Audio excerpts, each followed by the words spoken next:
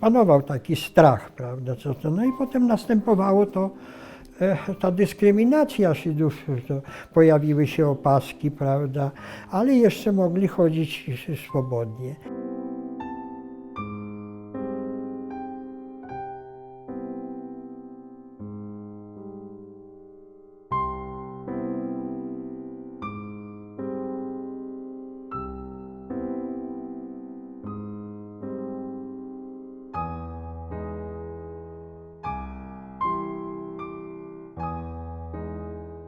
Wystąpił do Arbeitsamtu, to był taki urząd pracy w tym Opolu Lubelskim, żeby przydzielono takie komando złożone z Żydów do prac w lesie.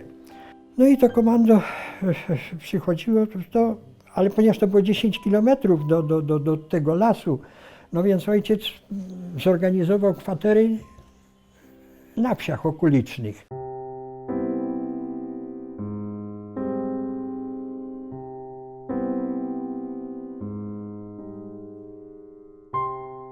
One były różnej wielkości. Jeden był ten największy, to było gdzieś takie 4 na 4 metry, takie pomieszczenie, które było,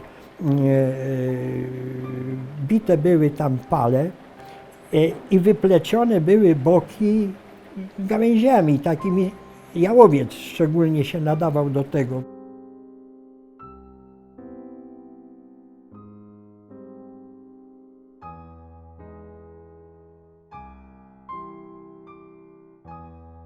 Te strzały, kiedy ucichły, to przyszedł ten oddział na piechotę, szli ten oddział tych żandarmów z jednym cywilem i ten cywil to był ten zdrajca.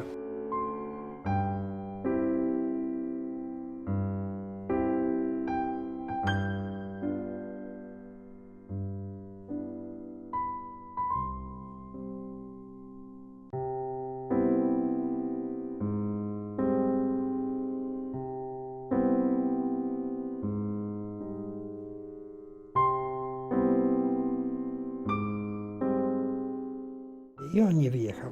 No i on był tym koronnym świadkiem, że w ogóle moi rodzice i ja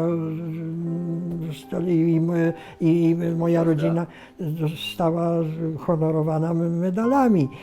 Dlatego, że nikt się po wojnie do tego nie przyznawał. To była rzecz jakaś naturalna, osobista, każdego człowieka zachował się tak, jak uważał, jak chciał, jak czuł, powiedzmy, jak był wrażliwy